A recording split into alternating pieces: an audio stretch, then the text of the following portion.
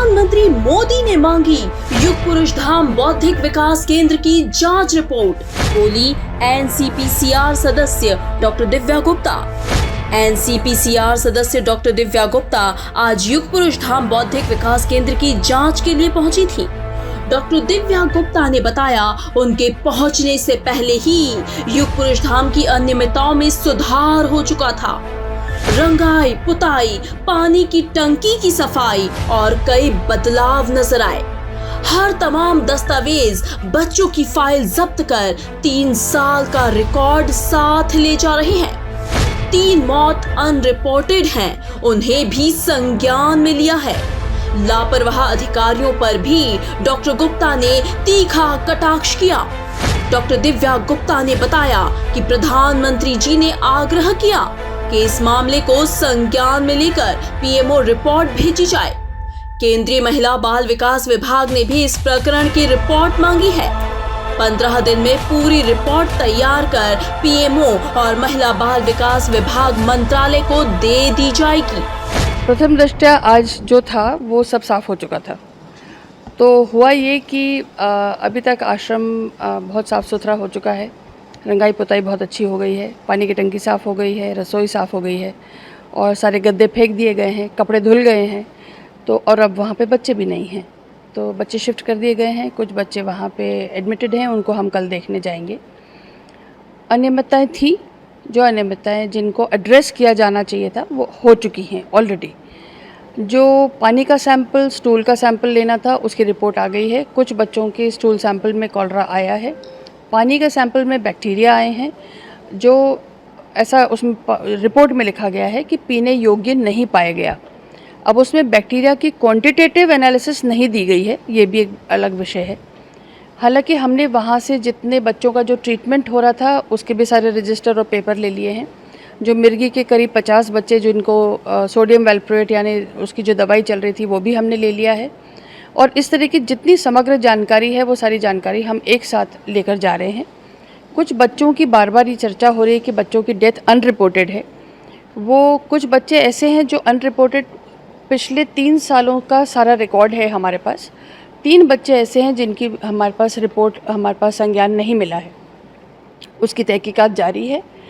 और सारा पूरा बहुत सारा पुलिंदा है, एडमिशन रिपोर्ट का, साइकेट्रिक एनालिसिस का, ये सारी चीज़ें, ऑडिट का, वो सारा हमने एक वाउचर हमने मांगा है। वो सारे वाउचर्स भी हम सब साथ में लेके जाएंगे। तो एक बहुत बड़ा पेपर वर्क हम साथ में लेके जा रहे हैं। अनुशंसा करेंगे राज्य सरकार को, अनुशंसा करेंगे केंद्र सरकार को। माननीय प्रधानमंत्री जी का विशेष आग्रह है कि इस विषय पर संज्ञान लेके पीएमओ रिपोर्ट भेजी जाए। उसके बारे में भी हम पूरी विस्तृत जानकारी लेके प्रस्तुत करेंगे। और डब्ल्यूसीडी मिनिस्टर अन्नपूर्णा देवी जी का भी आग्रह था कि उसको हम विस्तृत जानकारी दें उनको, जिसकी रिपोर्ट हम सबमिट करने वाले हैं। हर एक का अपना अपना किस्म का एक दोष है।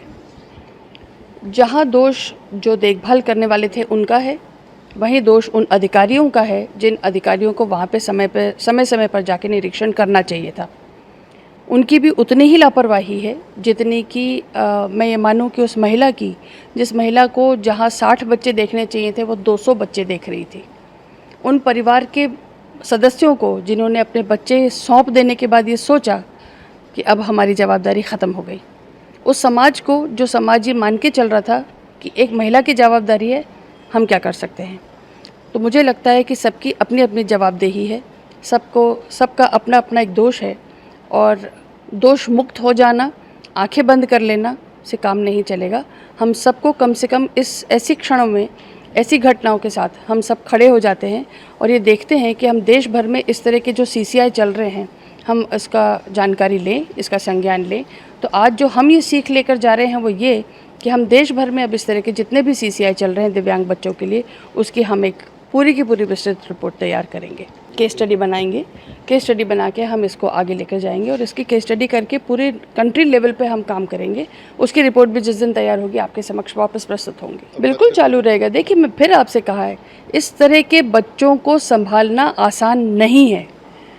हमारे घर में एक दिव्यांग बच्चा होता है, परिवार पूरा का पूरा अव्यवस्थित हो जाता है। उससे 200 बच्चों को संभालना with a staff of 20 not easy. लेकिन अनियमितताएं थी, वो हुई, जिसके कारण ये घटना और दुर्घटना हुई। पर उस बारे में हम सबको संज्ञान लेना, जानकारी लेना। दोषारोपण बहुत आसान है, करना बहुत मुश्किल। तो इसलिए इस बारे में हम सबको उस ढंग से भी कभी कभी देख लेना चाहिए। That the committee has to decide, वो हमारा काम नहीं है, वो तो कमिटी डिसाइड करेगी। उस महिला ने उस संस्था को शायद 21 साल दे दिए हैं। पूरा जीवन होता है 21 साल, 21 साल कोई छोटा समय नहीं होता है। दुर्घटना हुई है, वो भी उतनी ही रो रही और बिलख रही है और उतनी तकलीफ़ में है जितनी आप और हम और आज हैं। किसी के ऊपर भी इस तरह का इल्ज़ाम आ जाए वो भी बहुत विचलित हो जाता है। उनकी आई थी वो बहुत ख़राब थी, वो हाँ मैं बिल्कुल मानती हूँ, वो बहुत विचलित उस समय वाला वो दृश्य भी विचलित करने वाला था, वो भी मैं मानती हूँ। लेकिन मैं फिर आपसे कहूँगी कि 21 साल देना आसान काम नहीं होता है और हम चाहेंगे कि वो अब कमेटी डिसाइड करे। और माननीय कलेक्टर महोदय जब अब इसकी सीट पर हैं तो सारा का सारा मैटर मेरे को लगता है हम ऑडिट रिपोर्ट, पूरा ऑडिट का उनका पूरी फाइल लेकर जा रहे हैं। हमने पूरे डिटेल वाउचर लिए हैं एक एक। आपने ऑडिट में लिख दिया कि हमने इस पर्टिकुलर हेड पे इतने पैसे दिए, लेकिन उसके अंदर के मद क्या हैं, उसके पूरे वाउचर्स क्या हैं, उससे हमको और बहुत सारी चीज़ें पता चलेंगी। तो वो हम सब लेकर जा रहे हैं। छोड़ा हमने कुछ पक्ष नहीं है और हम किसी भी चीज़ को इतनी आसानी से ना छोड़ रहे हैं, ना उसको हम ऐसे ढील दे देंगे। पेपर्स हमारे पास सारे हैं, पूरी एक विस्तृत रिपोर्ट बनेगी जो हम दिल्ली जाके सबमिट करेंगे। है ना, अगेन पूरा एक एक विस्तृत 3 साल पुराने जितने रिकॉर्ड्स हैं वो सब हैं हमारे पास। पुलिस से पूरी जानकारी ली है, कौन कौन सा मर्ग कायम हुआ है उसकी जानकारी ली है, किसमें पोस्टमार्टम हुआ किसमें नहीं हुआ, इस सब की सारी जानकारी लेकर जा रहे हैं। इसलिए जो आप कह रहे हैं वो आपका चिंता अपनी जगह है। हमने भी पूरा एक एक रजिस्टर, एक एक पेपर 3 घंटे लगा के छानबीन करी है, लेकिन 3 घंटे में जांच पूरी नहीं होगी। हम इसलिए सारे रजिस्टर्स उनके ले लिए हैं, हार्ड ड्राइव ले लिया है, वो सब लेकर हम अब दिल्ली जाएंगे। अनरिपोर्टेड हैं, सो देयर इज़ 2 डिफरेंस। एक है कि जो नहीं हुए, एक है कि वो अनरिपोर्टेड हैं।